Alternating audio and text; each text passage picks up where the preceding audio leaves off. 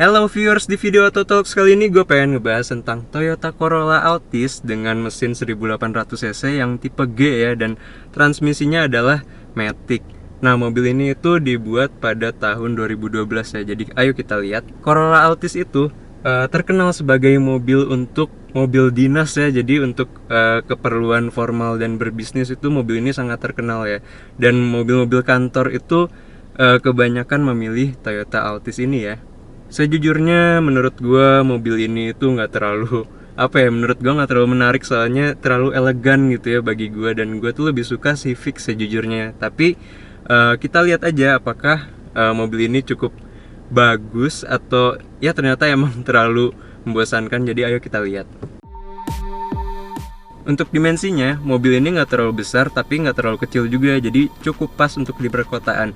Yaitu untuk panjangnya itu 4,5 meter dan lebarnya itu hampir 1,8 meter. Jadi untuk perkotaan tuh asik banget buat nyetir di kemacetan maupun di parkiran gitu ya. Desainnya sendiri menurut gua mobil ini itu sepertinya Toyota tuh ingin membuat Toyota Camry tapi versi kecilnya ya. Mereka membuat desain Altis ini jadi seperti selera bapak-bapak. Jadi buat yang berjiwa muda itu nggak terlalu cocok ya dengan desain mobil ini. Untuk desain di depannya bisa kita lihat kalau desainnya untuk lampunya sendiri belum proyektor ya, jadi masih halogen dengan multi refraktor biasa.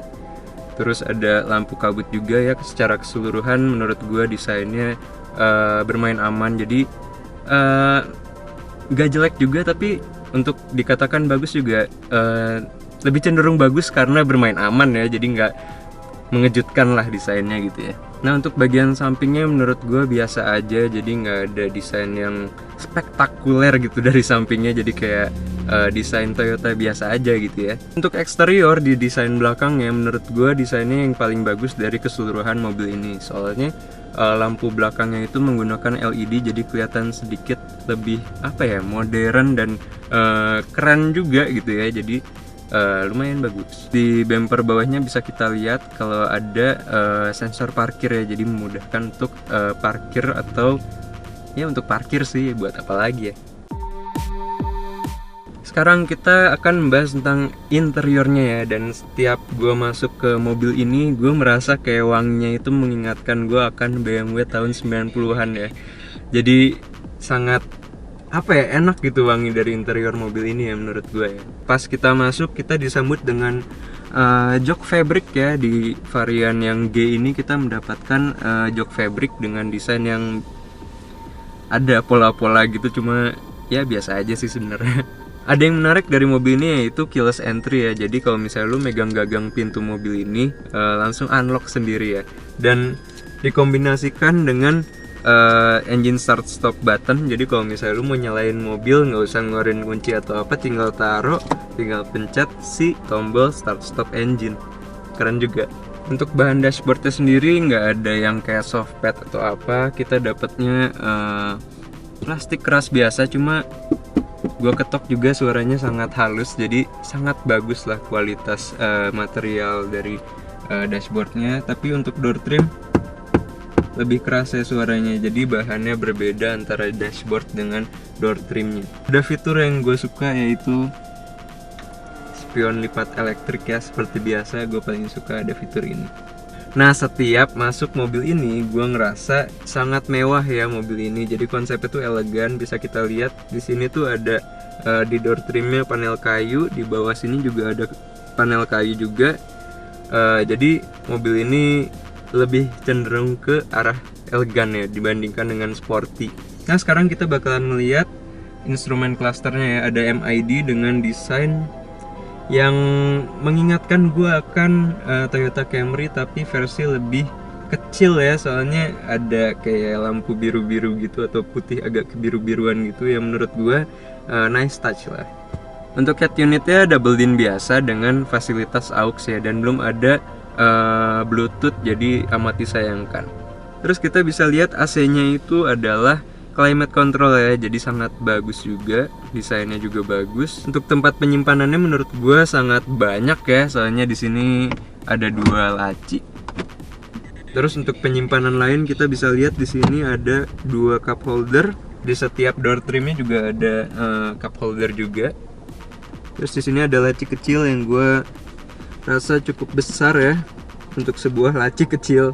Soalnya ada payung di sini, yang punyanya aneh juga yang masukin payung ke sini.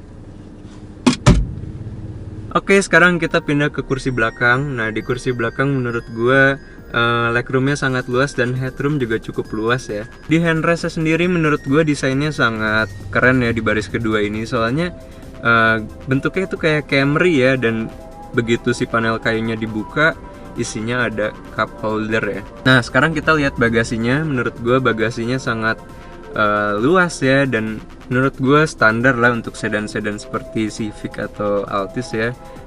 Luas bagasinya cukup baik ya menurut gue. Secara keseluruhan di interiornya gue sangat suka ya, dimana rasanya sangat mewah. Oh iya, gue lupa ngasih tahu juga di setirnya ada tombol untuk mengatur audio juga, jadi cukup oke lah.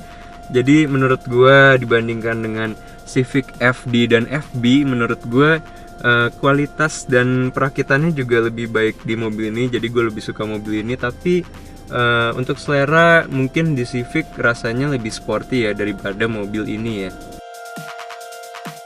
Oke, sekarang kita bakalan ngebahas tentang mesinnya dari mobil ini. Nah, mesinnya itu menurut gua nggak terlalu besar maupun nggak terlalu kecil ya, yaitu 1800 cc ya, dan ada teknologi yang sangat menarik yaitu dual VVT-i ya. Untuk mesin 1800 cc menurut gua tenaganya sangat besar ya, yaitu 151 horsepower ya. Menurut gua untuk 1800 cc sangat besar. Kenapa? Soalnya gini, kalau misalnya kita lihat Civic itu mesin 1800 cc dengan VTEC-nya itu cuma mengeluarkan tenaga 140 horsepower. Jadi beda 10 horsepower dibandingkan dengan mobil ini. Lalu Matic-nya itu menggunakan CVT yang teknologinya sangat bagus, karena teknologi yang dipakai yaitu sama dengan Velfire yang kemarin gue pakai ya, yaitu 7-speed sequential shift Matic. Ya itulah namanya. Jadi teknologinya sangat bagus ya dari mekanikalnya.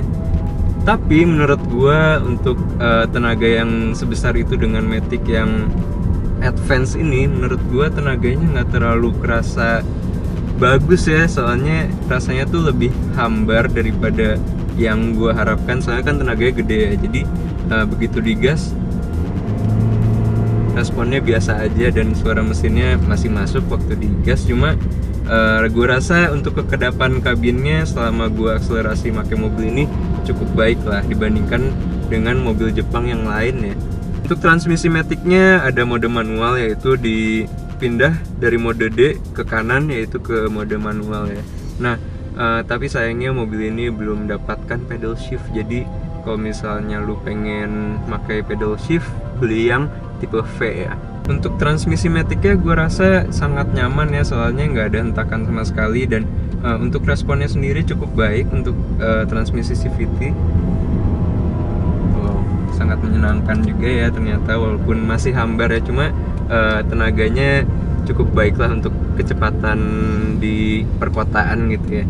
Untuk keiritannya dari mobil ini cukup baik, yaitu 11,8 km per liter untuk di perkotaan. Jadi menurut gua untuk keiritannya sangat baik, soalnya di atas 10 km per liter ya, jadi oke banget. Untuk performa mesinnya walaupun cukup baik, cuma gua rasa lebih menyenangkan saat gua menggunakan Civic ya, soalnya rasanya lebih natural, dan perpindahan gigi yang torque converternya cukup menyenangkan. Jadi menurut gue mobil ini agak terlalu halus, walaupun untuk di perkotaan jangan salah ya, cukup bagus. Untuk handling dan kenyamanannya, menurut gue untuk handling sendiri agak membosankan, soalnya untuk feedback setirnya sangat hambar. Tapi bobotnya cenderung pas ya, nggak terlalu ringan tapi nggak terlalu berat ya, jadi masih nyaman untuk di perkotaan. Untuk radius putarannya sangat baik, sekali putaran aja langsung masuk ya. Tapi untuk kenyamanannya menurut gue sangat superb ya. Untuk kenyamanannya menurut gue sangat baik ya. Jadi menurut gue poin utama yang sangat baik dari mobil ini adalah kenyamanannya, yaitu bantingan suspensinya yang sangat lembut, Untuk kekedapan kabinnya menurut gue sangat baik ya mobil ini. Jadi untuk dibandingkan dengan produk Jepang lainnya, kekedapan suara dari kabinnya sendiri sangat bagus.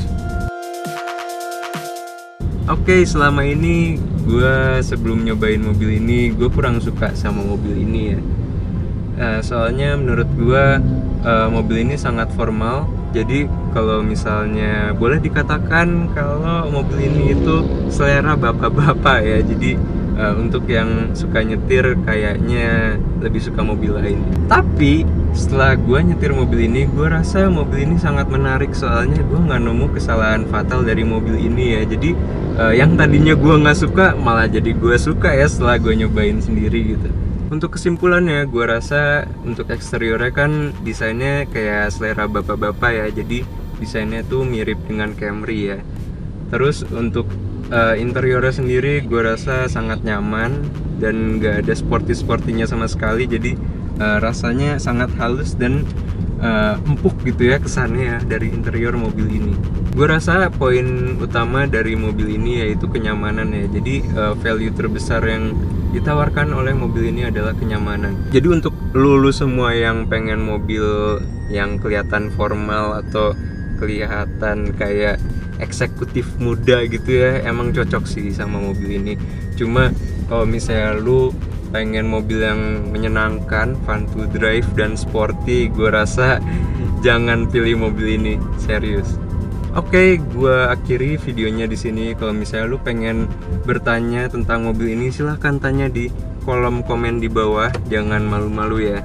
Oke, gue bener-bener akhiri videonya di sini. Like kalau misalnya lu suka sama video ini, dan kalau misalnya ada yang butuh tentang mobil ini juga bisa share juga. Makasih banget udah nonton semuanya. Semoga sukses ya kalian semua. Thanks guys.